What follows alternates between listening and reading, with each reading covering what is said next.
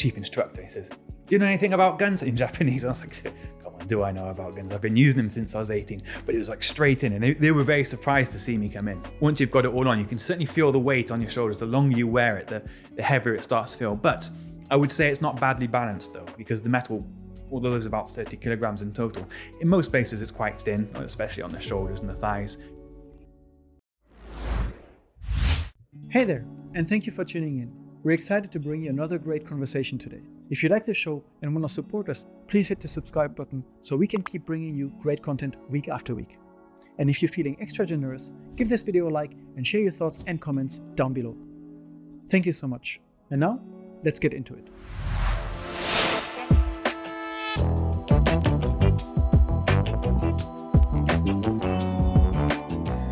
Welcome to Unpacking Japan. I'm Toby, and today we're sitting in the studio with Matt. Thank you so much for coming. You're welcome. Yeah, thanks for having me. You're a gunner and interpreter for the Matsumoto Castle Gun Corps. That's right, yeah. It's a very unique activity, job that you get to do here in Japan, and super fascinating. Yeah, it is. I'm lucky to have that role. I really am. It's really interesting. We're going to dive a lot into what you do there and what the Corps does, and kind of the history of gunning in Japan. Okay. But as with all our guests, I want to ask you a little bit about your background and kind of where your journey to Japan really started. All right. Well, I can't honestly say, like, I've seen a few of the podcasts you've done. A lot of them just had a genuine interest in Japan for years, didn't they? Some, a lot of them kind of in childhood interested in either traditional culture or the anime pop culture side of things. Which I never had exposure to when I was growing up in England. But I did become interested in Japan in my previous career to this. And I did a lot of work with the Japanese Coast Guard, as it happens, which made me, I had to come to Japan a few times, so particularly Kobe.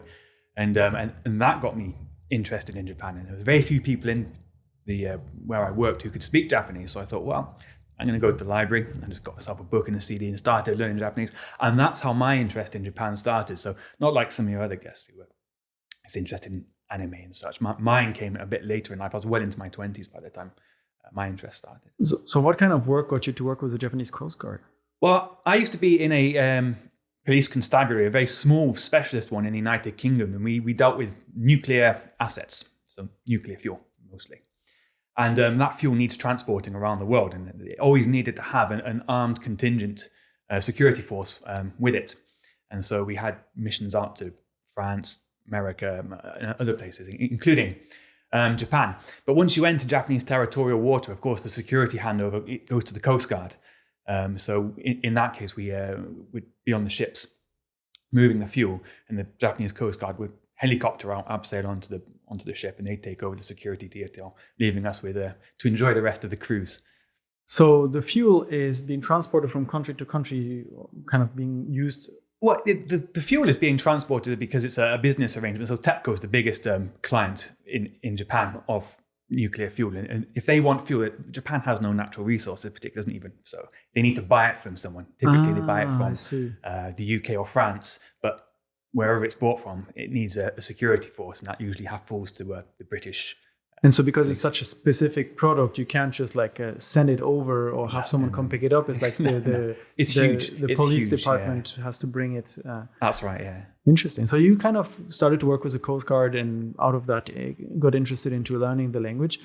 Yeah. What kind of tipped the scale into like, oh, I'm going to move to Japan?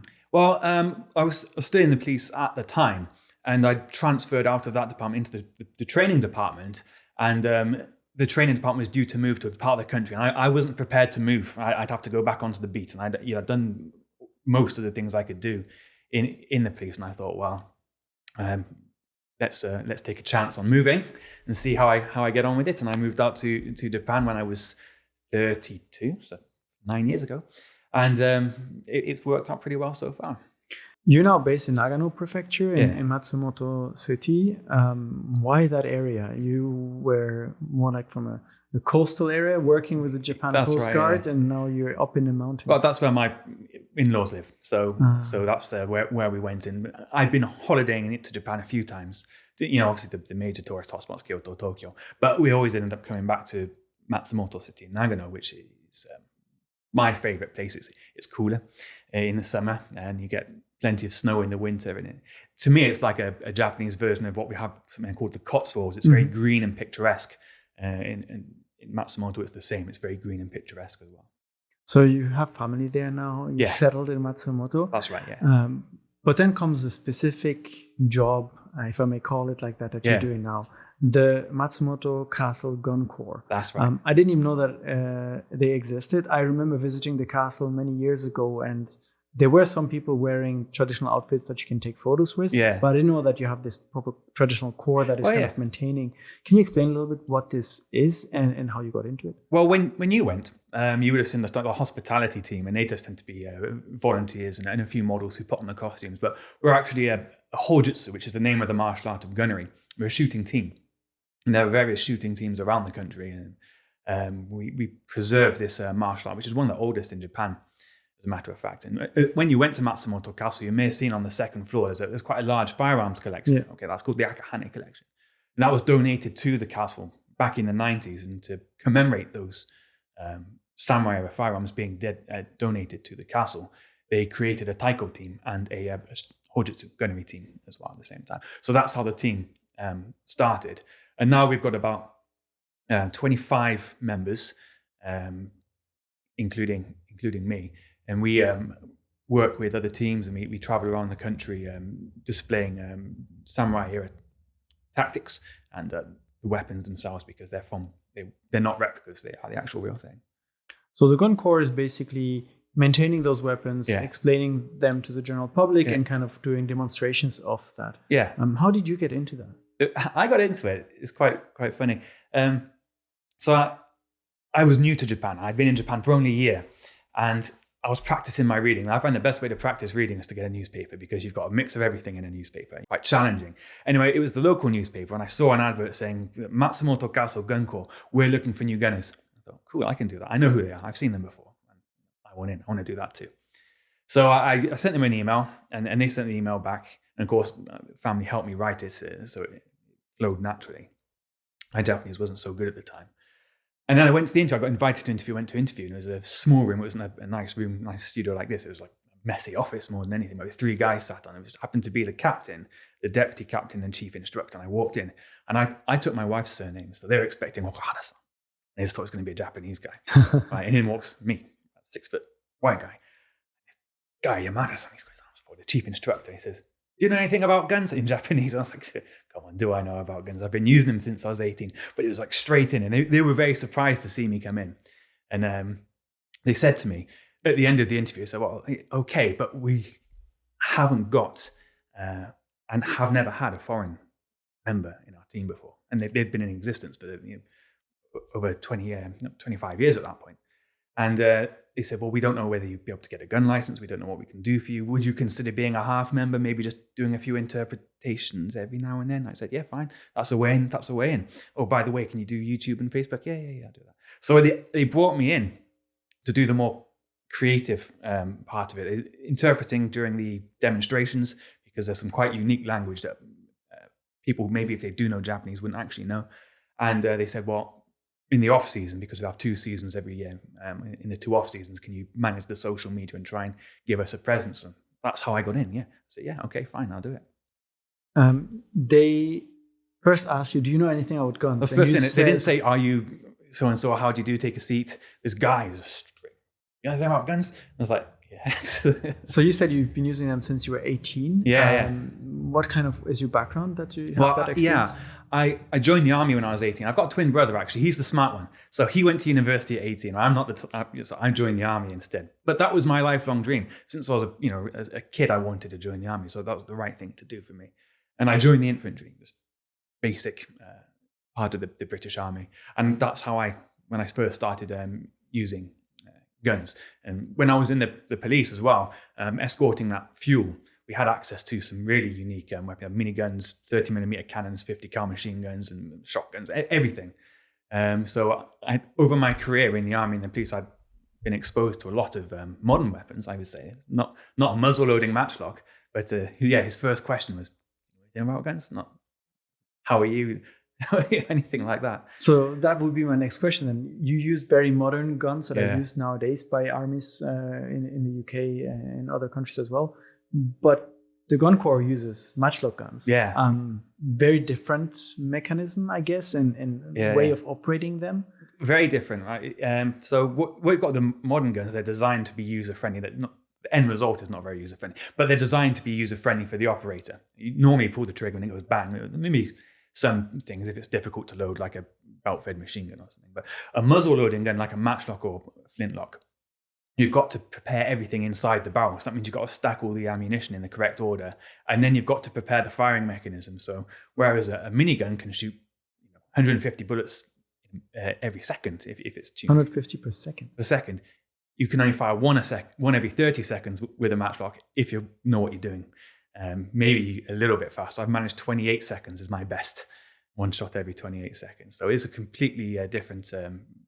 You still pull the trigger when it goes bang, but the operation is completely different. The other question they asked you, because they were worried, is like licenses, and it's very strict here in Japan. Yeah, massively strict. What are the general regulations? Do you know anything about that? Well, each prefecture, as I've been led to believe, is responsible for their own licensing procedure.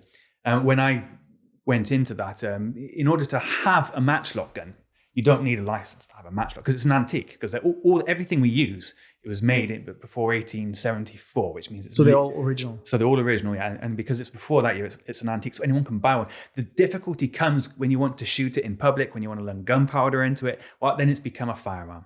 And in that case, you need a firearms license. In Nagano prefecture, where we are, you have to go through the same licensing procedure any recreational shooter would. For example, we share our shooting range with the clay pigeon shooters. So we have gone through, we know each other because we're both part of the recreational shooting circle. It's the same regulation to use those.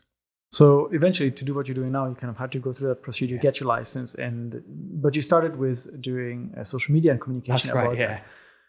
So what exactly are these matchlock guns? They're part of their history, and they've been used at that castle. You said it's one of the oldest martial arts in Japan. Right, yeah, because there are older martial arts, I'll say that, but if you think about the most common martial arts people associate with the Jana karate or judo, they're actually a little bit more modern, and some of them even came sort of like after the Meiji Restoration. Hojutsu can trace itself back to 1543.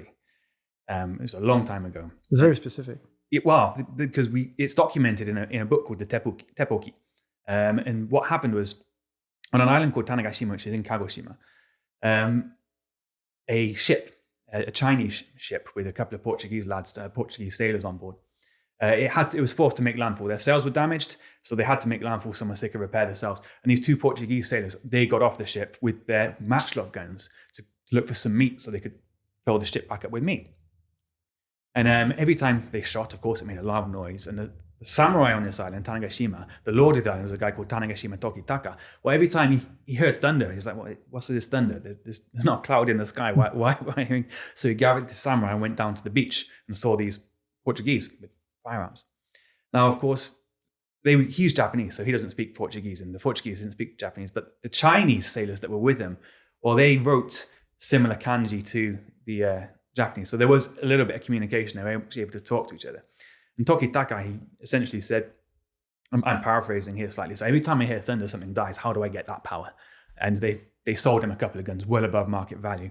And eventually he was able to get his swordsmith, who was now a gunsmith, to reverse engineer the gun. And over the process of about a year, with a bit of technical expertise from the Portuguese, started to recreate them. And of course, once you've made this weapon, as is typical in Japan, you create a school around the weapon to instruct people how to use it properly. So that became the Tanegashima school of... That became the Tanegashima school of Hojutsu gunnery. So they reverse engineered those guns from the Portuguese. Yeah. Does it mean that after that, the guns that were used in Japan were kind of slightly different? Did they start developing their own, or were they all kind of always imported and copied from these foreign models? Well, Japan sort of closed itself to trade during the Tokugawa. Once the warring states and unification happened, there was very, very little trade. So the import of guns was actually minimal, and it was actually down to gunsmiths in Japan producing. But it was all produced in a similar way to the guns that they had, which were actually manufactured in Goa, which was in India, which is a Portuguese colony at the time. So they were Portuguese Goa copied matchlocks, and Japan never really left the matchlock behind, not until Commodore Perry turned up in the 1840s with cartridge loading weapons, you think, okay, well, we are a long way behind. And that's just one of the reasons why they rapidly left the matchlock behind and went to newer technology. So how exactly does that gun work? For someone who's never seen it or is trying to picture, okay, matchlock, what goes into it and how do you operate it? Well, there's two processes. There's two parts of the process. The first thing you got to do, you've got to load the gun. And the second thing you got to do is load the firing mechanism. So those are two sort of distinct parts of it. And loading the gun itself, what you do is we'll go through what we would do at a demonstration, which we wouldn't actually use bullets at a demonstration because there's people around. So we don't use bullets when there's people around. We need to actually shooting ranges. You put some powder into the barrel, and the gun's at an angle because they're quite tall. So you angle the gun down with the butt on the floor. You pour the powder into the barrel using a small bottle with a haggle, which is a quick loading tube. Everything's pre-prepared in there, and you pour it in. Then you need the kadoka, which is the ramrod. Take that out and then compress the powder down so it's compacted into the back of the gun, right where the fire mechanism is loaded. Put the ramrod back. That's the gun loaded. If there was a bullet, that would have come out of the fast loading tube as well. And it would all be. Then you need to pick up the gun and prepare the firing mechanism. Now, the firing mechanism is actually quite simple. There's a very, very small hole on the side of the gun where you put more gunpowder. And once you light that gunpowder, it starts a chain reaction which fires the gun. But you need to light that, put the gunpowder into the flash pan, as they would say in the Europeans and Americans, and cover it so that if there's any rain or wind, it doesn't get disturbed. And then finally, you put the hinawa, which is why it's called a hinawa, which starts the match cord into the firing arm, the serpentine. It's the hibasami, so that it's loaded and in place and the spring's holding it back. Then after that, if you expose the flash pan, which is essentially a safety catch, and pull the trigger, it's going to start the chain reaction and it fire pretty much instantly. You said earlier you can shoot it once every 30 seconds-ish? About 30 seconds to do that entire process. Yeah, in martial arts, there's kata, isn't there? When you need to do karate or anything. The kata in hojutsu really is the mechanism of loading, aiming, and firing, depending from various different shooting and body positions. But going through those movements correctly is part of the kata. So every gunner, once they join, in our team, I think it's probably different for other teams, they have to do 50 successful shots to a high standard before they're allowed to take part in public demonstrations. Oh, so 1543, that's when they arrive. And then you said it took them about a year-ish to reverse engineer this. That's right, yeah. And then suddenly you've got this lord that has these guns in the south of Japan, in Kagoshima, Tanegashima. What kind of happened after that? Well, he was a retainer of the Shimazu clan, because the Tanegashima clan was a very small samurai clan on that island, basically, right at the bottom of Japan. But they were retainers to the Shimazu, who were a lot bigger. And the guns found their way up into the country. And by 1868, that was the first battle with the guns. There was probably other battles, but the first recorded battle was in 1868 in a place called Uedahara, which is actually not too far. It's in Nagano Prefecture, actually. And that was during Takeda Shingen's advance through Shinshu at the time, from Kai to Shinshu, so Yamanashi to Nagano, he was advancing through. But he came across an enemy force. I can't remember the name of the samurai who deployed them. But he had only 50 guns, but it was the first time they fired in battle. Takeda was very famous for cavalry charges, but the sound of the guns disturbed his horses. He didn't like the loud bangs, and the power of the gun was actually able to comfortably shoot through the body armor that the warriors were wearing, and in many cases actually wound the horse as well, which would normally only be annoyed by an arrow and you'd be able to treat it. So the arrival of guns really took him by surprise, and he wanted that as well. So once that battle had happened, really people who were interested and knew about strategy said, we've got to get hold of these things, otherwise we're going to get left behind. And that's how it came. So it just moved up through the country until it found its way onto the battlefield. That's quite a few hundred years later, right? From the first arrival until they were actually using... Well, 1543 until, I'd say 1868. I totally forgot that one. 1568. Okay. 1568, so yeah. So it's only a matter of, 15 odd years before the guns arrived and before they were actually deployed. Have you seen the TV series Shogun that came out? No, I've not seen it. No. There are these scenes where they are teaching the Japanese infantrymen to kind of use those guns, and you start seeing them being used in battle. I imagine that changed the tide quite a bit to have those. It would, because if you think about, if I was a military strategist, you want your every unit that you've got at your disposal, you want survivability so they can be used again in battle, and also you want lethality. And if you're equipping guys where you've got a standoff distance now, you haven't got to get in close with a sword or a spear or anything like that. You can stand off about 80 meters with one of these guns and shoot someone, and you don't need to be particularly strong to pull a trigger. How accurate are they? They lose their accuracy very, very quickly after about 10, 15 meters, and even sooner once you get the wind, because it's not a rifle barrel, so the ball doesn't spin, the bullet doesn't spin as it leaves. It's just literally forced out by the strength of the gun. It's a controlled explosion. Mm-hmm. It's just forced out, and as it goes through the air, it loses its stability because it's just a ball. It really depends on the wind, but after about 15, 20 meters at best, you really are going to need to start thinking about wind conditions, which is why they often fired in volleys. The gunners would often fire a lot of lead forward, and something's bound to hit in that case. So sniping, as we would say today, wasn't so common.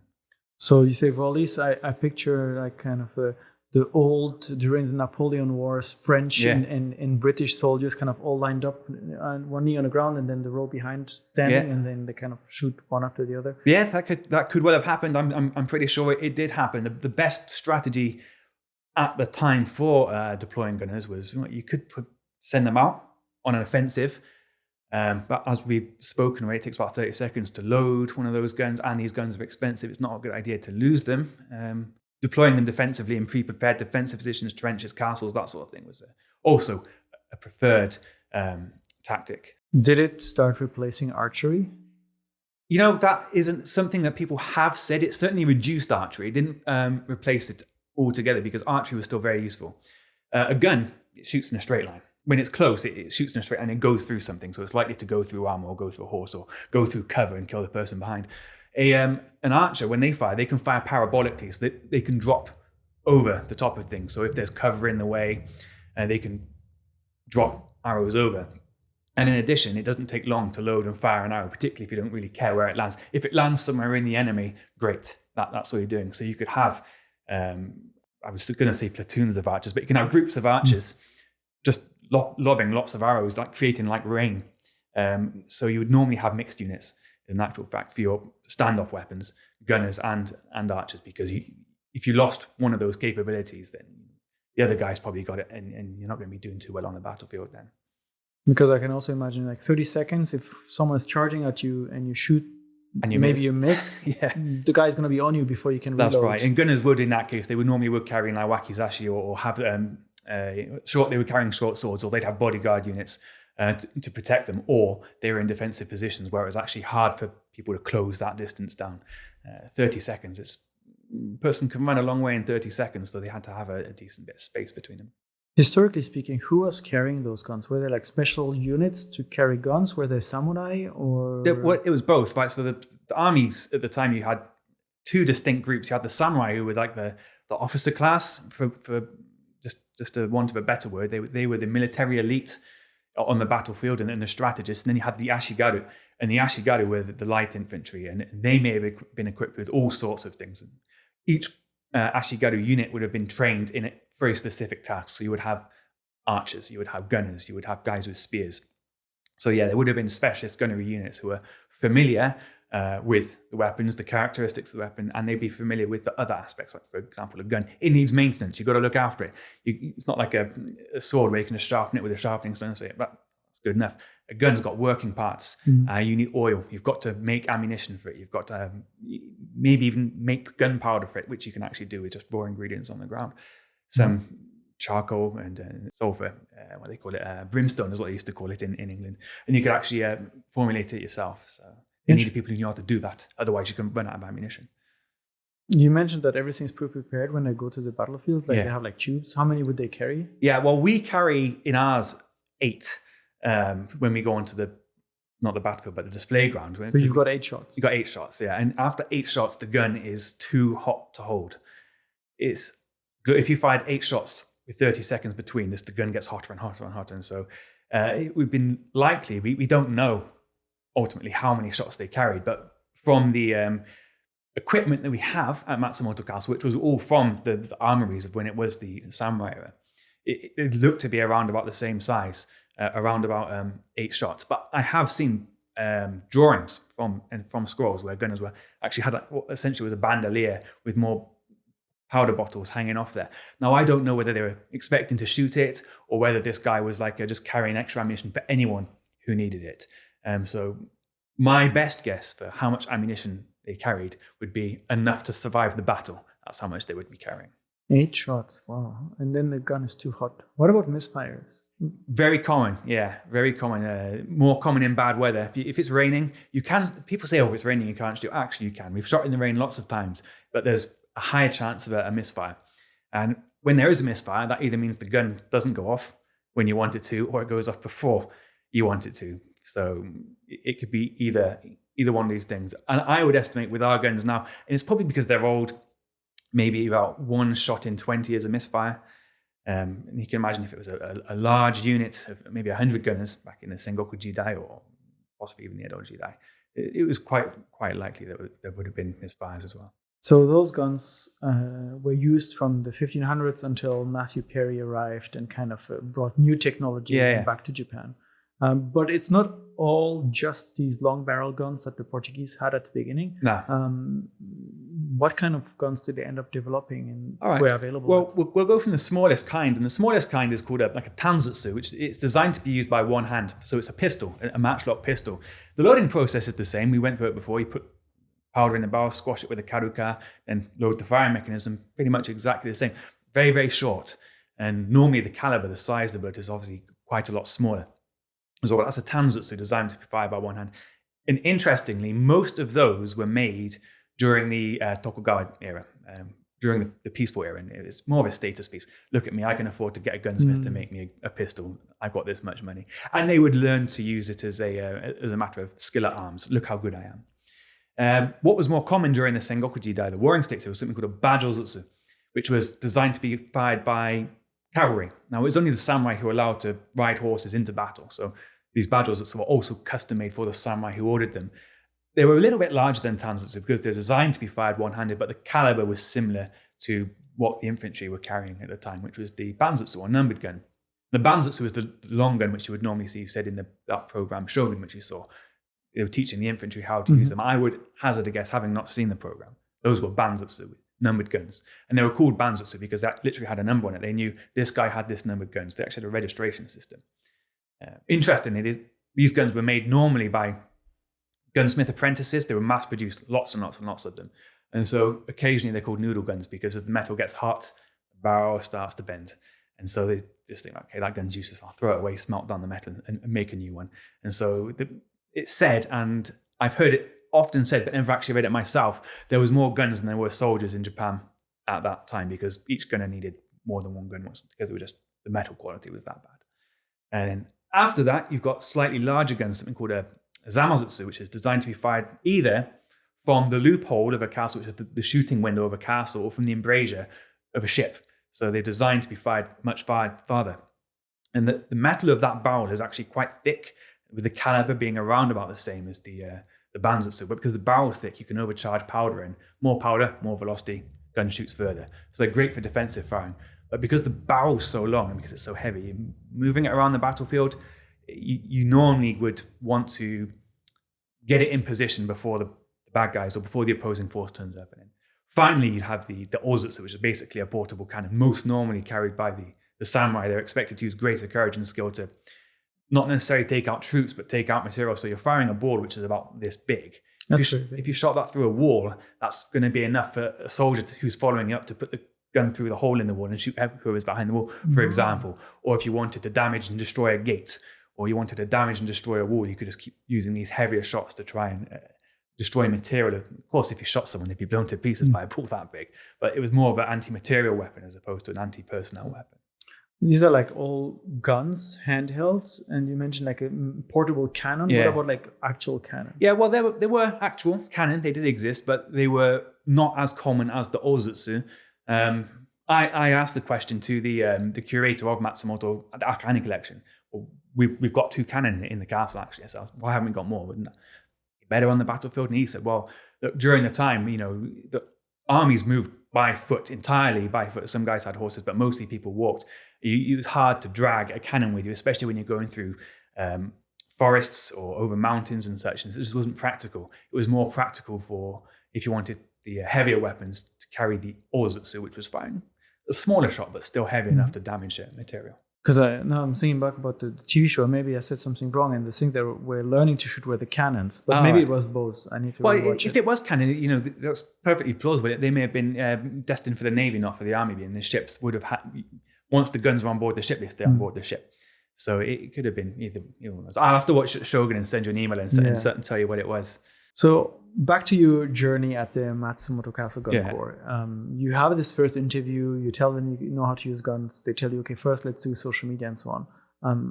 And you get your foot through the door. Yeah. What was the Corps doing at the time, and how often, and what kind of activities were you organizing? Okay, well, so the Gun Corps has 2 seasons. We don't shoot in the summer because it's too hot, and we don't shoot in the winter because it's too cold, especially in Matsumoto. It snows in the winter.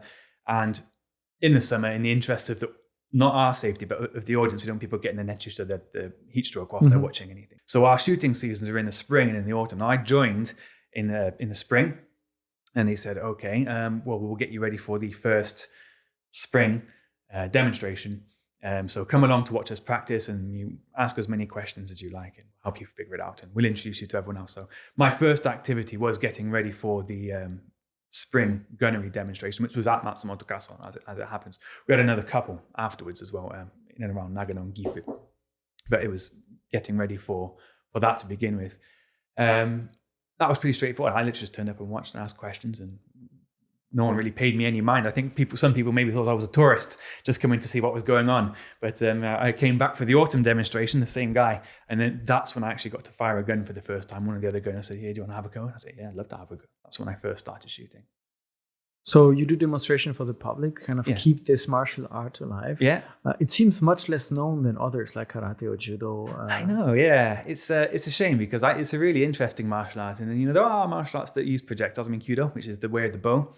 Of course, that's a projectile weapon, and much the same as the Hojutsu, the way of the gun. That's a projectile as well. But I think what is difficult with Hojutsu is, first of all, it's not entirely simple to get into because we've spoken about licensing and finding a team to sponsor you and such. And we don't practice sort of like in a combative way. Karate is man versus man or whatever, isn't it? It's one-on-one. And, and there's a ranking system with belts, and the progression is much more well-known, and it's had exposure all over the world. Particularly in places like America, where it became more and more, the Karate Kid, for example, it just became more and more popular. Try introducing muzzle-loading guns to other countries in the world. I think maybe they find it a little bit boring, maybe American gun culture. They've got their own gun culture. And you said you're from Germany. I know that they've got their own European shooting culture as well. So I think maybe it's not so well known because the interest is hard to generate. But when people come to Japan and they see us shooting, we've got this full sets of oyoroi on, we've got the armor on, then it becomes a lot more visually appealing. But to get from a novice gunner to a gunner at the top of the team, it takes a lot of years of training and practice. So the other martial arts are more competitive, and that's kind of an element lacking. Do you still have a ranking system that kind of evaluates someone's skill level? Or well, there's the Japanese Muzzle Loading Association. So it's actually I'm not part of it because the nearest range to us is actually in Nagoya. Some of our team members go down there and shoot, and that is actually a range where you actually shoot. It's a 10-meter range, and you actually use bullets, and So who is the most accurate is at the top of the league. The most accurate guy at the moment is actually a guy from Sunput shooting team, Teppeltai. He's very good. He doesn't tend to miss very often. He gets it right down the middle every time. So there is a ranking system, but it's not like karate where you got a different belt, which that's more or less to indicate it's a fair fight because a red belt fights a red belt or whatever. Black versus blue, that doesn't happen so often. With the Muzzleloader Association, it's a league. You get this many points based on accuracy.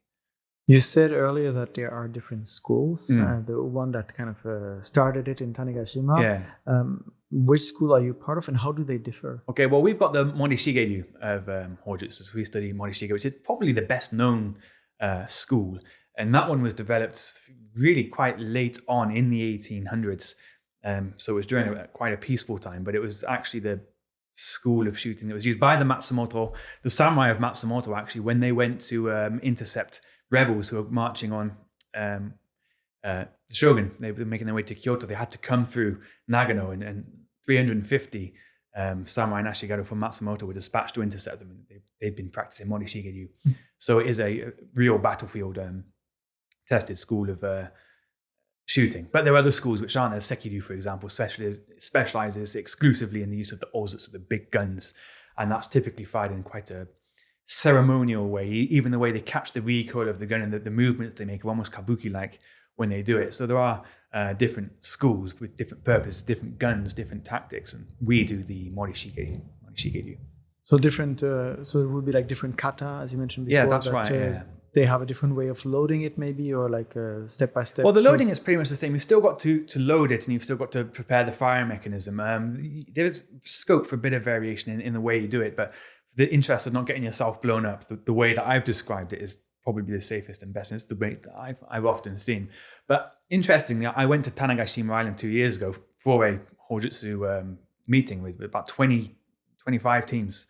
There in total, and it wasn't just the Mori Shigeryu, it was the other shooting schools. We all loaded the same way. The difference was the way that you deployed the team onto the display area, or the way that they handled the recoil, and the way that you I wasn't saying necessarily dress, but the uniforms and the traditions and culture associated with the schools is carried through into the teams.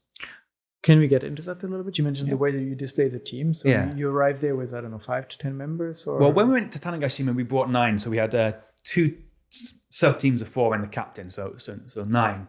And because we're from the Mori Shigeryu, what we're going to do is you either deploy in a line for a volley, so that's number 1 to number 8, or you have lines for rotating fire. So ideally, you'd want three ranks, 1, 2, 3, but we only had 2, so 4 and 4 with the captain controlling. And Mori Shigeryu is a martial art where a gunner is appointed to control the shooting. He says, now do this, now do that, now do that. And it tends to happen in sequence. A bit like you said, in the Napoleonic eras, the officers would say, do this, and do this.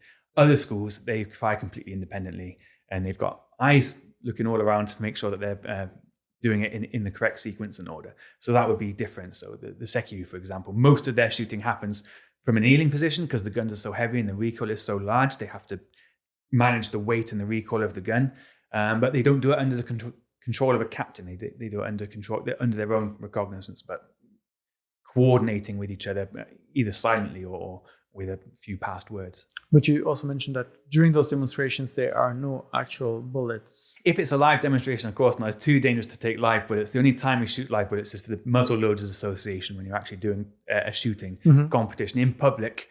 You don't use it's too dangerous, and also you have to report to the prefecture or wherever you've gone. You've got to go to the cops, you've got to go to the fire brigade, you've got to go to the city hall and say, we've bought this much ammunition, we're going to shoot this much at this time on this day. It's heavily regulated, and if there was even hint of a bullet, I'm sure they just pull the license and say, you're not shooting today.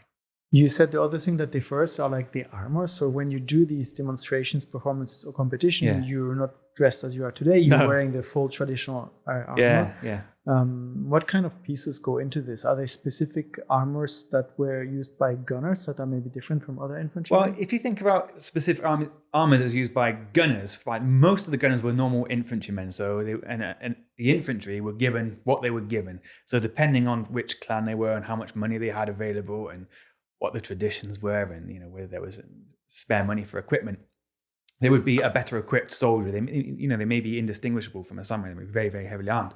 On the other hand, it may be from quite a poor area. They might not have any armor at all, just quite little. In our case, for our shooting team, we've got 2 distinct parts of the team. We've got the ashigaru part of the team and a samurai part of the team. The ashigaru part, the infantry part of the team, is those who want to be in the team, but maybe they don't want to commit too much time to it, or they can't commit to it, it's too busy, but they still want to be part of it. And they will get an ashigaru, so it was the muniate, which is the chest protector, and kusazuri, which is the metal skirt, but they won't have any armor on their arms or particularly much around their legs, and they'll be given a simple kabuto, a helmet. If you're a samurai member of the team, that means either you've worked your way up there, and because you regularly come, in fact not regularly, you always come to practice, and you do a lot of work for the team.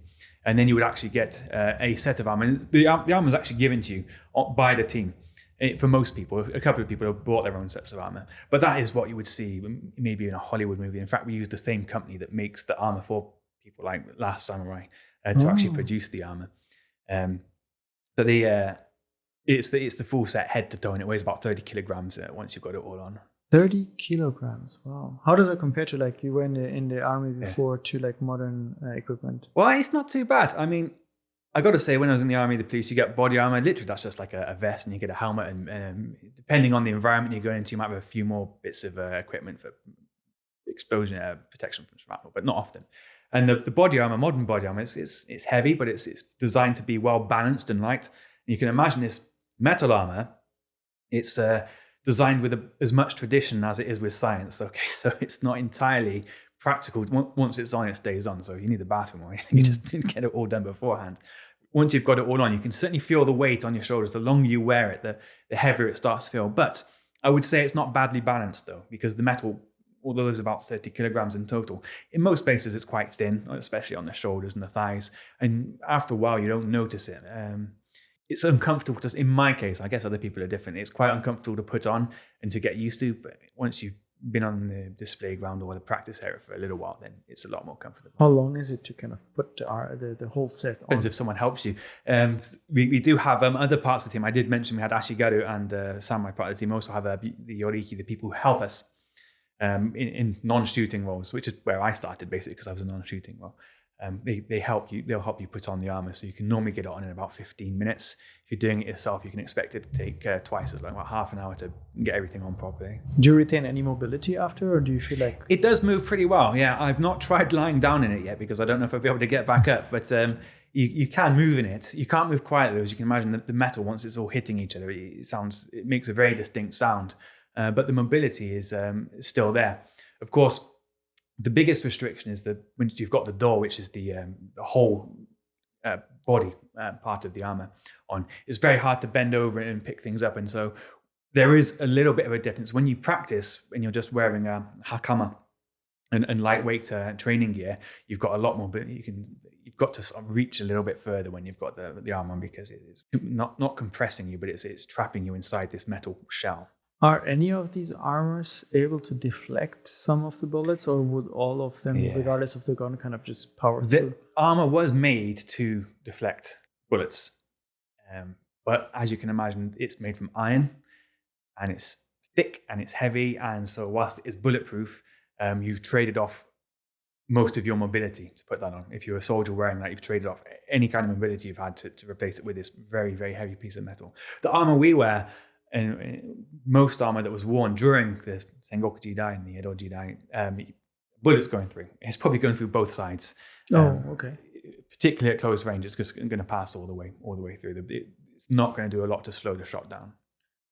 So in this demonstration, you have your armor and I guess your ornaments from like your school, and the others will kind of change. The helmet will look different. The color will look different. So we at the Matsumoto Gascon, you said you've seen some of the videos. You may have noticed we always wear black. Mm-hmm. We've always got black armor on. That's the reason being, the castle is black, and historically, as we've looked at some of the scrolls and records of the Matsumoto Han, the Matsumoto clan during the Mito rebellion and beyond, black seemed to be quite a thematic color for that clan, whether they were instructed to or whether it was just fashion, I don't know.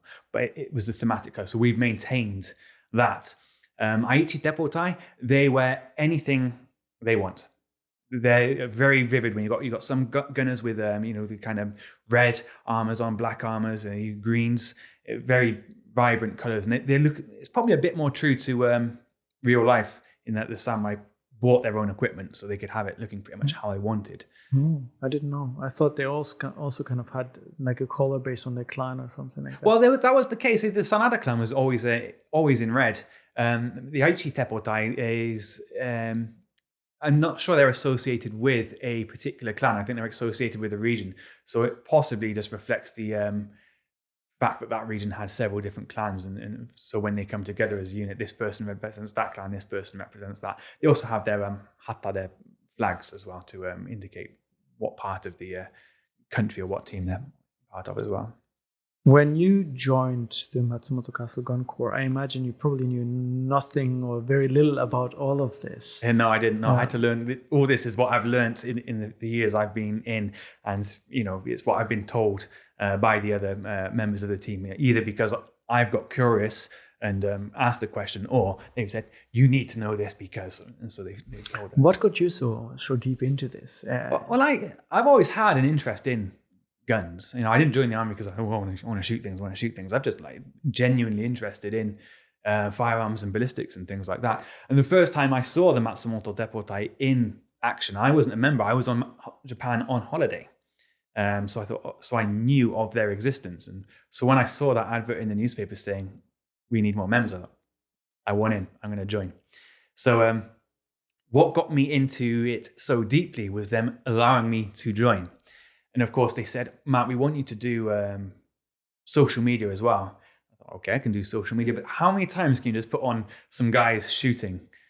Especially if you do only twice a year, right? Exactly. Well, there's 2 seasons a year with with several demonstrations per season. But essentially, yeah, we don't shoot very much every year. I mean, including practices, I guess we shoot about 20 times a year, 10 and 10.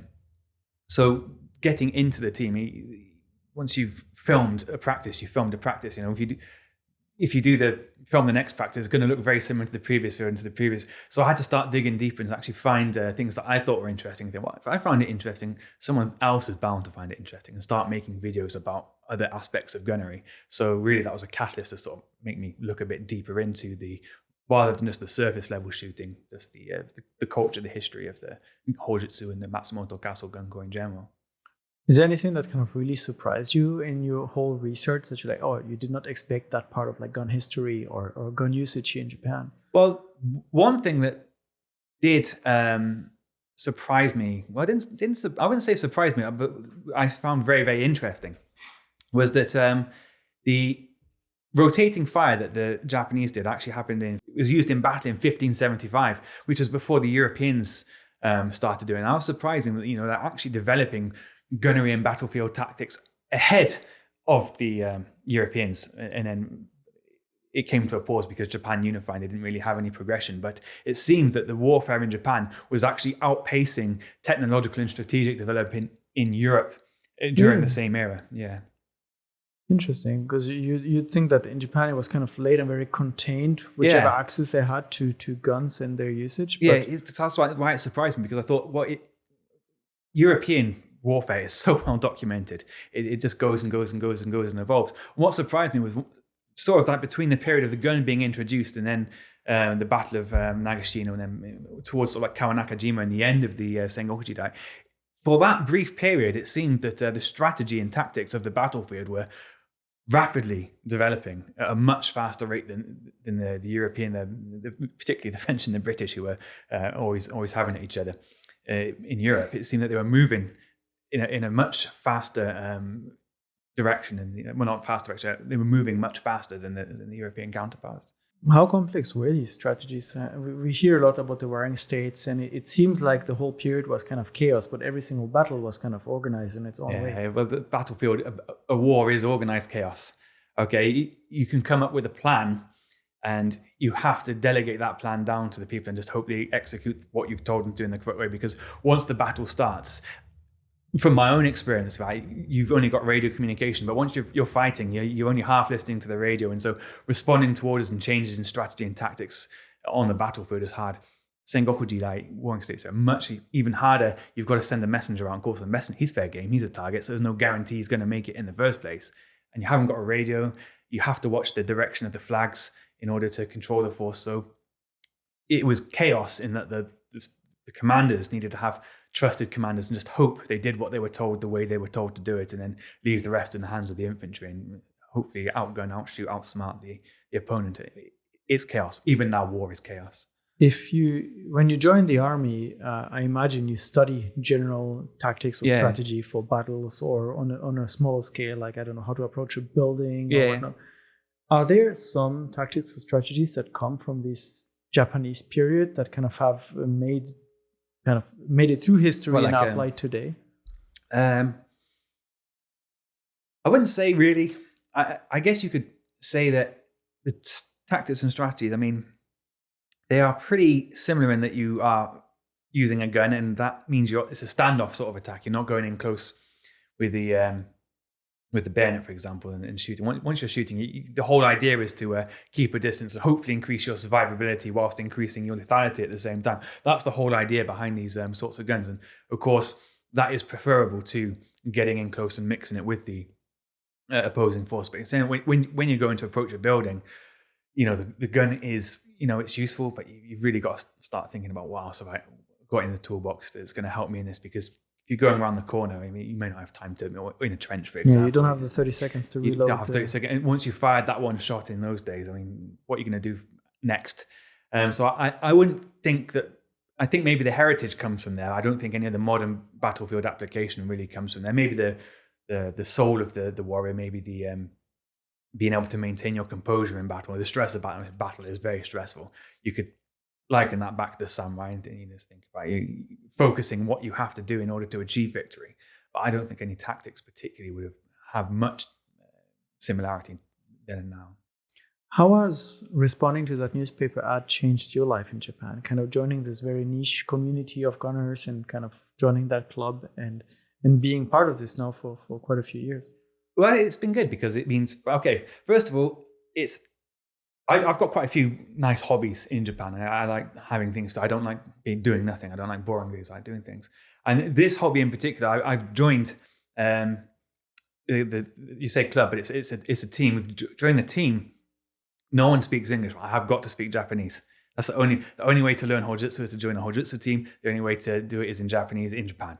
Right? So I've had to learn Japanese. I've had to learn words that I didn't know, very, very rare words. And I've had to learn to work with my Japanese colleagues in the team in order to, one, promote the team with social media and PR and such, and also to be able to work on the display ground with them and actually do it under the direction of the captain or some of the independent fire, which we occasionally do.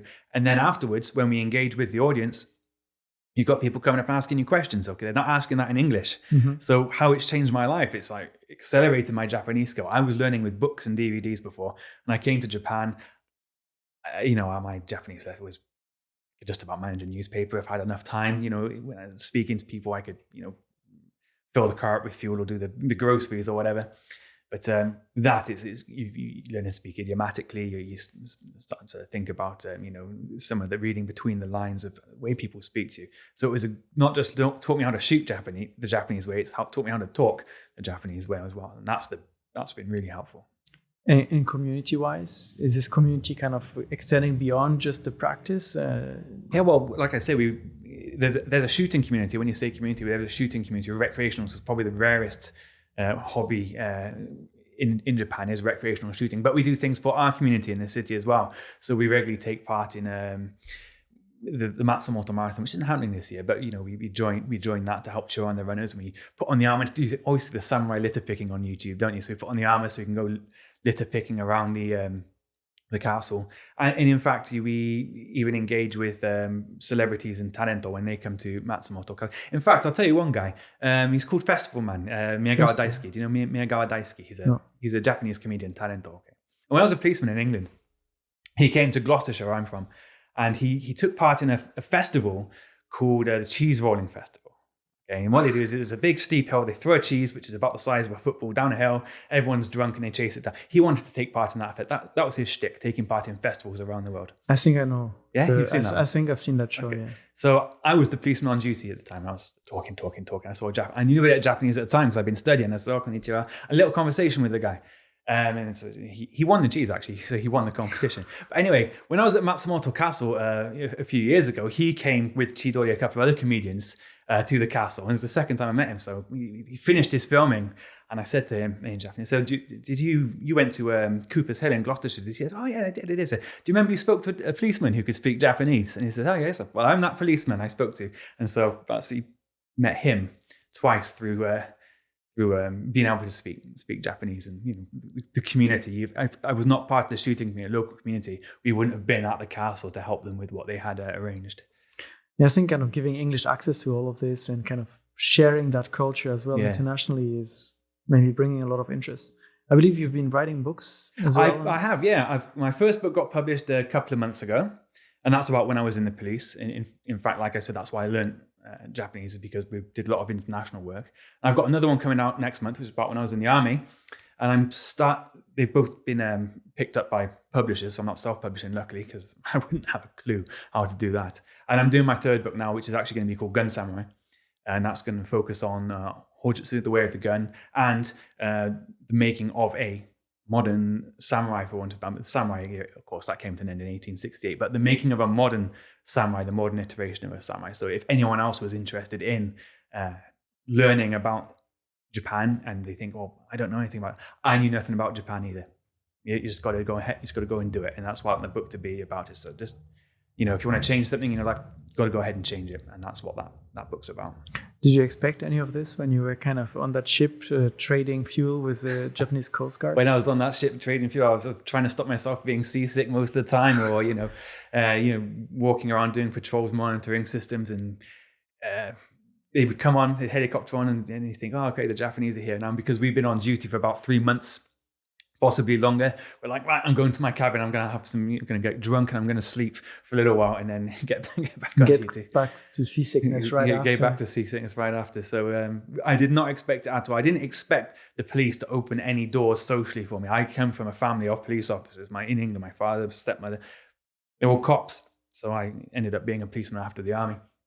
I didn't expect it to open any doors in Japan for me, and didn't expect it to lead to the next thing, to the next thing, and next thing. And now I'm taking part in there's only a handful of gunners in Japan. I think there's maybe one other. I think there's a guy from New Zealand. I think there's only 2 gaijin gunners in Japan in its entirety. That's pretty rare.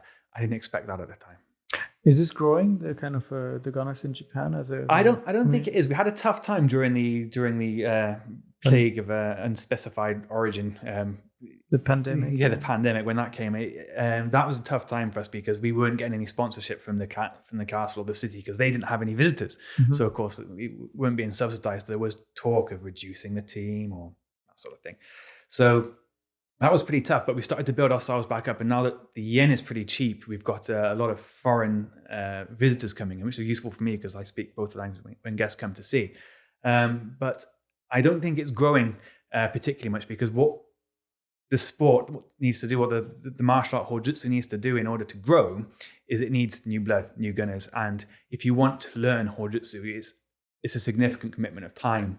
And there's obviously the legal hurdles to get through. So even if you commit time, there's no guarantee that you're going to be granted license or permission to take part. So we are at a stage now where we've taken on 3 new recruits to help with the attrition of our team. But that was after a lengthy selection interview process. So out of all the people who interviewed, not many people came. So I think that the sport is maybe plateaued and dropping a little bit. Hopefully it'll be able to come back up. So what's next for you? You've got all these books you're working on. You're kind of continuing to develop communication around the sports and practicing Hojutsu yourself. What are some of your other projects that you want? Well, what are my other projects? Well, I like horse riding. So I want to get into competitive show jumping if I can. In Japan, I need to get myself a license to do that. You need a license for that. You have to prove that you're not going to kill yourself when you're jumping on, which I can do, but that's going to be some new Japanese to learn because I don't know the Joba Japanese, horse riding Japanese. So I have to learn that. And I think my other thing is to see more of the country, because even though I've been here for a long time, anytime I've been somewhere in Japan, it's always been with a business purpose or a shooting purpose. I've not actually taken the time to relax and enjoy the country. And that's definitely got to happen at some point soon because it's my 40th birthday this year. And I want to change myself from being like a go all the time and actually take a bit more me time. Well, there's plenty to enjoy here in Japan and in Osaka, where you mentioned you've been now for the first time. My first visit to Osaka, it's hot here. Matt, thank you so much for coming and sharing your insights into gunning. It was super interesting, and I'm sure we could kind of dive into many more topics. Before we wrap up, is there anything that you feel like we should have talked about that maybe I didn't ask you? No, you asked so much. I mean, I don't think there's anything more to add, but if someone did want to ask me something because they're interested in gunnery, they can just go to the Gun Samurai website. It's one word, Gun Samurai, and that links to all our socials, and I control all of it. So if someone does ask a question, it's going to come to me, and I'll be able to. More videos out there, demonstrations, and a book coming out hopefully soon. Yeah. So thank you very much for coming all the way from Nagano to Osaka and That's sharing your story. Thank you everyone for listening and watching. This was Unpacking Japan, and we'll see you in the next episode. Bye.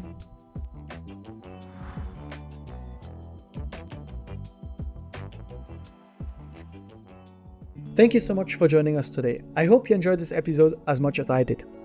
Please hit the subscribe button so you don't miss out on future conversations. And we'd love to hear from you. Share your thoughts in the comment section down below. And if you enjoyed this episode, here are a couple more that we think you'll enjoy. Thanks again for your support, and we'll see you next time.